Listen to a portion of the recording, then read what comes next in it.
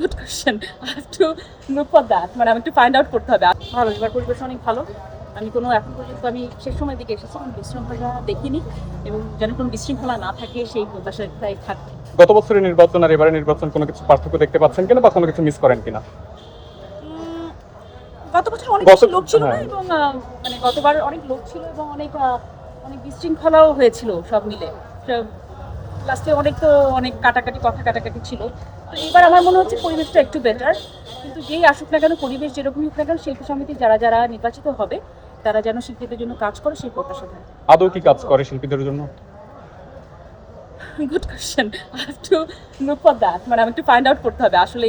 কারণ যেহেতু আমি সবসময় এরকম এত সিনেমা করি না, যারা সবসময় সিনেমা করে বা যারা সবসময় এফডিসিতে আসে তারা অ্যাকচুয়ালি আমার থেকে ভালো করে বলতে পারবে। বাট যতটুকু আমার মনে হয় কিছু কাজ তো অবশ্যই করে, কিন্তু যতটুকু কাজ করে আরও হয়তো বা কাজের প্রভাব। অনেক শিল্পী আছেন যারা একদম খুব বাজে পরিস্থিতিতে আছেন, কাজ নেই তার। সেখানে বলেছি যে অনেক শিল্পী আছে, শিল্পীরা একটা যৌবনের একটা বড় সময়, মানে ইউথের যে একটা সময়টা যেখানে সব মানুষ সবচেয়ে বেশি খাটতে পারে, কাজ করতে পারে, সেই সময়টা এখানে দিয়ে দেয়।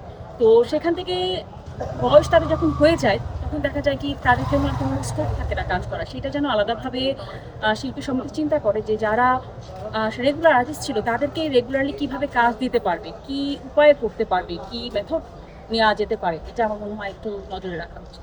এখন